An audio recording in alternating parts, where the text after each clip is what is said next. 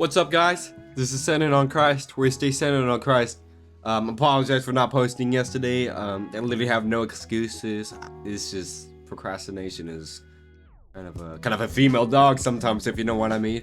But I'm here now. That's what matters. I'm a little bit sick right now, so I might be a little out of it right now. Coming up with some kind of fever. But yeah, enough with that being said. Today we'll be delving into Matthew chapter 2. It's a great chapter. So is the rest of the Bible, but you get what I mean. So let's get into it. Don't mind the 3 cameras. You just get to see a handsome face 3 times. So, good for you. Alright, so Matthew chapter 2. I literally didn't read this before. I didn't really have any time prepared this, so this is just like right on the spot, But anyways, Maggie, however you say it, visit the Messiah.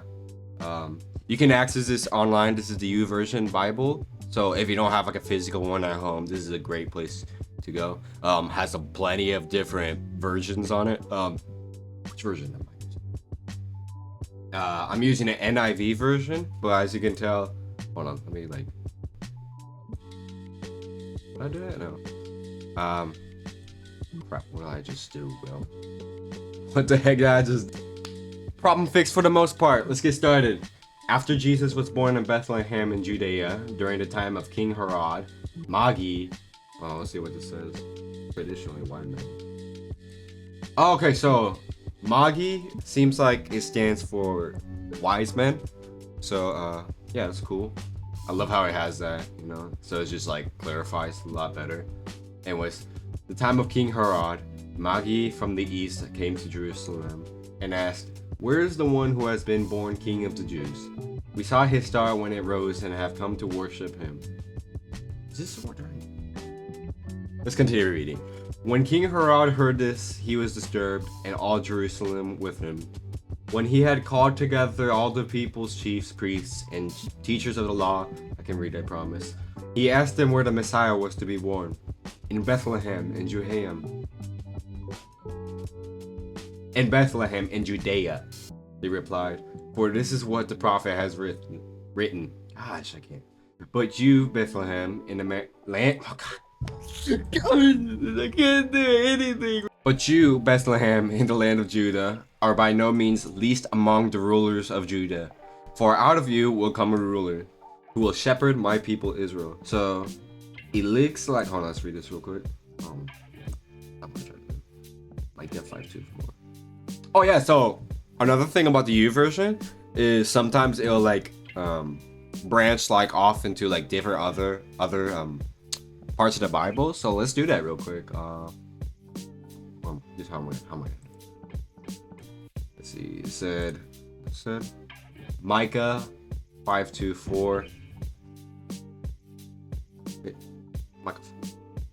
Micah 5:2-4. I said verse 2. But you, Bethlehem, I'm not gonna even say that. Though you are small among the clans of Judah, out of you will come for me one who will be ruler over Israel, whose origins are from ancient times. So this is just like doubling down on the fact that among the clans of Judah, that there will be a ruler. And come on, we already know who that ruler is. It said verse 4:2, "He will stand and shepherd his flock in the strength of the Lord, in the majesty of the name of the Lord his God, and they will live securely, for in his greatness will reach to the ends of the earth." Okay, let's go back, compare that to, was it verse 6? Yeah, verse 6. "But you, Bethlehem, in the land of Judah, are by no means least among the rulers of Judah, for out of you will come a ruler who will shepherd my people Israel." So, yeah, that's pretty cool. It's really cool how like sometimes it'll take stuff from the Old Testament and just really like, there's a lot of prophecies in the Old Testament that come true in the New Testament, or at least they refer to in the New Testament. So it's just like, I don't know about you guys, but that's awesome. But anyways, continue. Then Herod called the Magi secretly and found from them the exact time the star had appeared. He sent him to Bethlehem and said, "Go and search carefully for the child. As soon as you find him, report to me, so that I too may go and worship him." Excuse me. After they had heard the king, they went on their way. And the star they had seen when it rose, went ahead of them until it stopped over the place where the child was. When they saw the star, they were overjoyed. On coming to the house, they saw the child with his mother Mary, and they bowed down and worshipped him. Then they opened their treasures and presented with him gifts of gold, frankincense, and myrrh. And having been warned in a dream not to go back to Haran, they returned to the country by another route. So I'm sure you guys are able to read too, but just for those who aren't really getting the full picture. So what's going on right now is King Herod. King Herod. Well, let me double check to see if I'm getting this right. King Herod, right? King Herod. So there's a whole bunch of Magi, which again is traditional wise men that came to Bethlehem. Wait, they came from the east. I'm assuming, no, I don't think it's Bethlehem, but yeah. See, sorry guys, I'm not really. I'm still learning to be on camera. So yeah, Magi came from the east, and they were asking basically, where is the King of the Jews? The King of the Jews. They were asking about Jesus Christ. They're asking about Jesus Christ. And then what's it? I'm sure y'all are reading this too. Don't think that I'm trying to treat you guys like a whole bunch of babies. I'm just trying to. It's more from me. So, thanks for being patient with me. Let's see. Yeah. So, again, Magi came to King Herod, and they were like, "Where is the King of the Jews? We have come to worship him." Because, you know, they're wise men. That's pretty wise thing to do, you know. And it also says they just reiterate the prophecy which we just read in Micah 5:2. Let me read that again. Where is it? Oh wait, no, it's Micah. Nah, you can see that for yourself. But yeah, they just reiterate the prophecy that was said in Micah chapter 5, and yeah, so, and then King Herod called out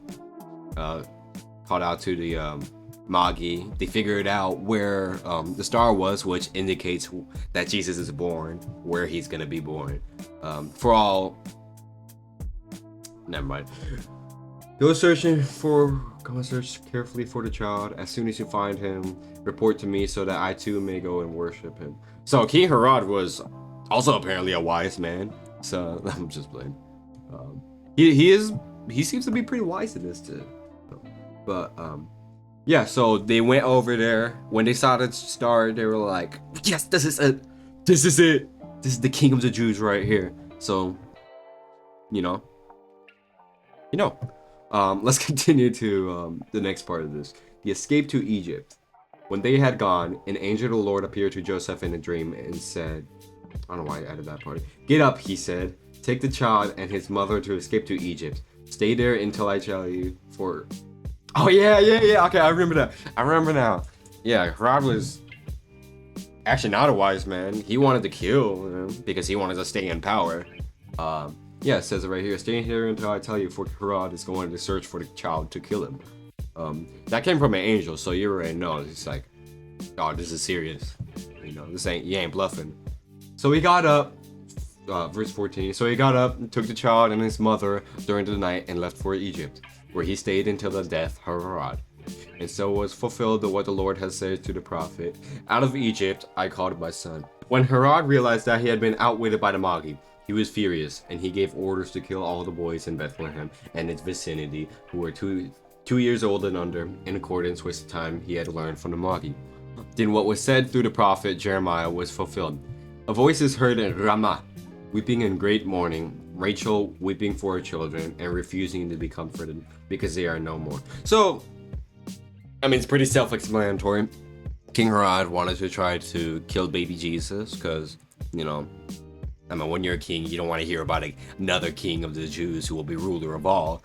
Like, he seemed pretty jealous. That's pretty jealous. Well, not wise. Don't be jealous of the Lord. So yeah, he tried to get him killed. Got outwitted by the Magi, which are the true wise men, traditional wise men, as he said.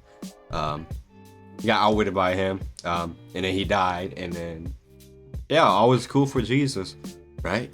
Right. Let's find out. The return to Nazareth.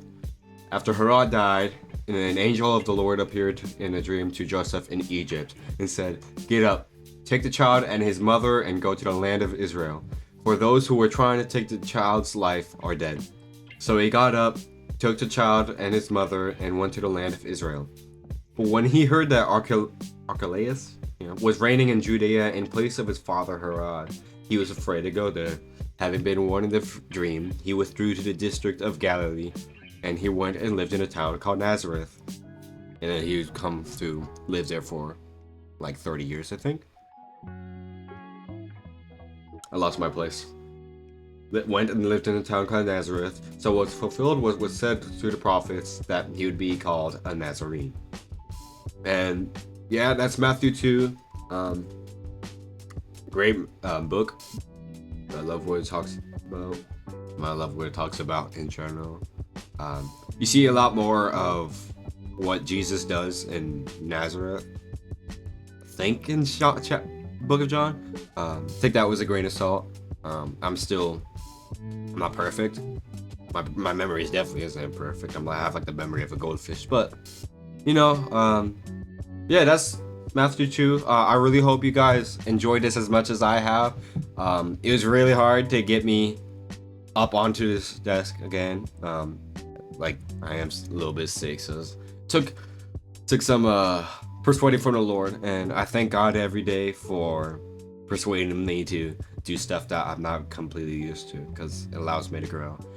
Thank you guys for being patient with me as his channel grows, as I grow in my walk with Christ, so that I may be molded in the image that he wants me to be. So with that being said, I hope you guys enjoyed this video. I hope you guys stay tuned for next video, which I promise we'll do it tomorrow, probably after church, if I go to church. Hopefully I'll get better for church. But yeah, see you guys tomorrow. Peace out.